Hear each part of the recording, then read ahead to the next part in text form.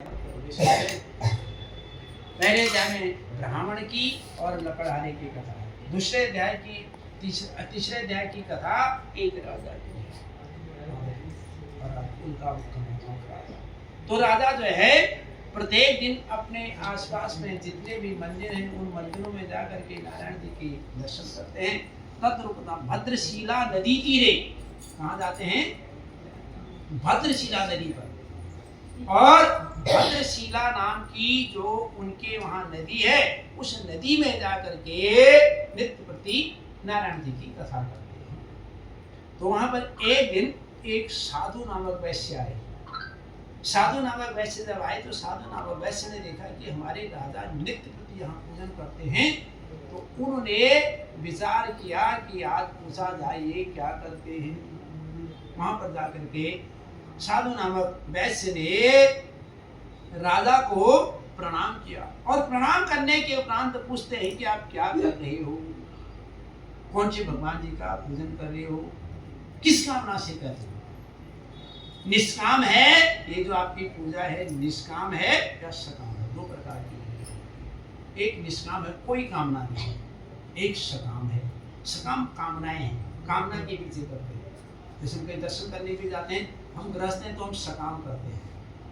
जो भी काम रुका हुआ है, जिसका मकान होगा तो माता रानी अगले साल आगे तक मकान दे देना। किसी की शादी रुकी होगा अगले साल तक जो है मेरी इस बेटी की शादी हो जाए, मेरे बेटे की जब मैं जामात को लेके आऊँ, अगर लड़के की नहीं होगा तो अगले साल को फिर आएंगे तो बहू को लेकर आए, जिसका पोता नहीं होगा अगले साल पोता लेके आए। क्योंकि हम सकाम है, जितने सीढ़ियाँ चढ़ते हैं उतना विनती करते रहते हैं, ये भी मिल जाए, ये भी मिल जाए, ये भी मिल जाए। निष्काम है, राजा निकाल राजा मैं भी सकाम पूजन कर रहा हूँ। उसने सकाम किसने? विष्णु व्रतुलम तेजसाम।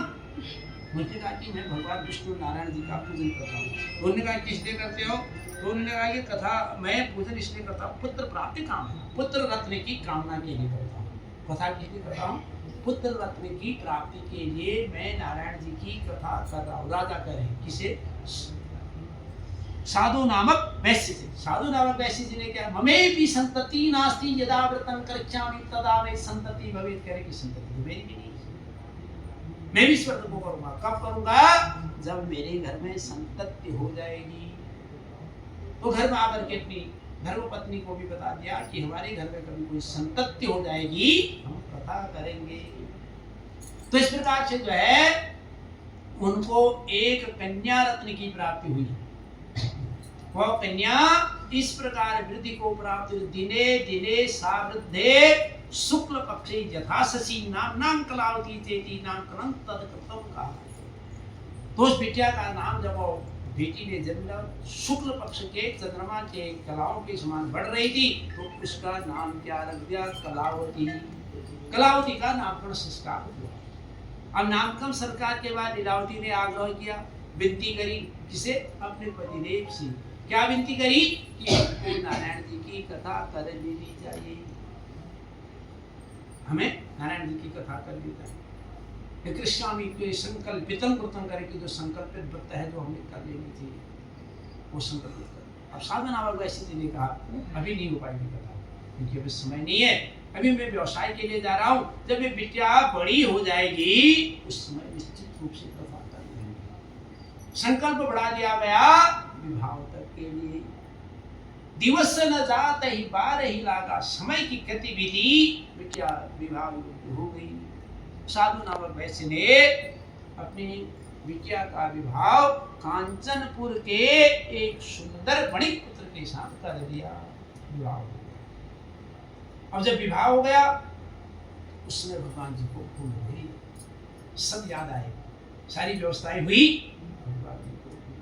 तो भगवान जी ने कहा ठीक है, मेरे को बार बार भूलते जा रहा है, अब मैं स्मरण दिलाऊंगा। कैसे स्मरण दिला रहे?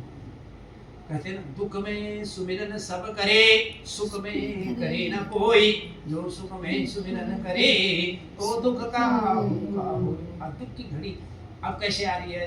साधु नामक वैश्य से भगवान जी ने कहा ऋणं कठिनं तस्य दुःखं वश्यति।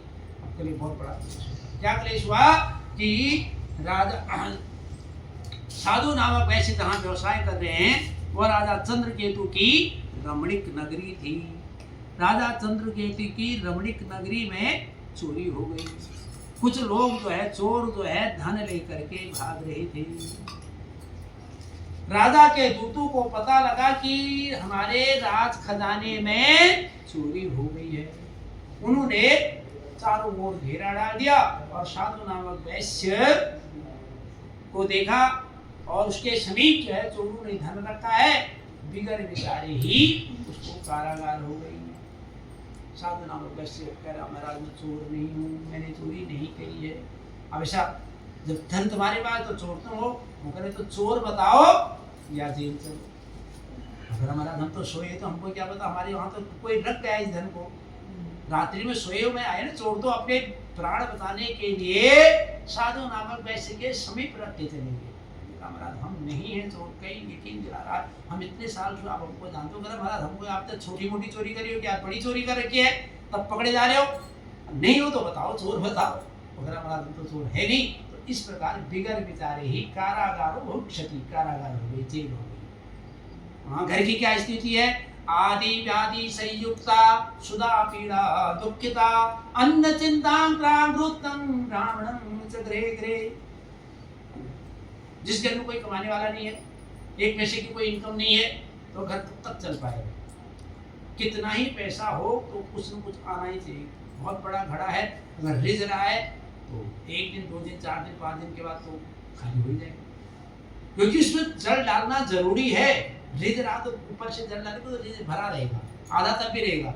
अब रोज रिज रहा है, टपक रहा है, ऊपर से पानी की व्यवस्था नहीं है, तो 2 दिन, 4 दिन, 5 दिन के बाद तो खाली हो जाएगा। इसी प्रकार से जो है उनकी घर की 3 व्यवस्था बिगड़ गई। दोनों माँ बेटियां परेशान। आदि व्याधि संयुक्ता सुधा पीड़ा दुखिता अन्न चिंता उत्तम ब्राह्मणं च गृहे गृहे। घर में कुछ खाने तक के लिए भी नहीं है, अन्न का दाना तक नहीं रहा, तो इधर उधर जा करके भिक्षावृत्ति करके अपनी उदर की पूर्ति कर रहे हैं। तो एक दिन जो है बिटिया जब भिक्षावृत्ति करने के लिए गई और एक घर में गई, वहां उसने कथा का श्रवण किया और जब देर से घर आई रात्रि में, वहां कहती है पुत्री रात्रोस्ता पुत्रो किंतेवन सिवतति। कह कि हे पुत्री तू इतनी रात्रि में कहां से आ रही है और तेरे मन में क्या विचार है?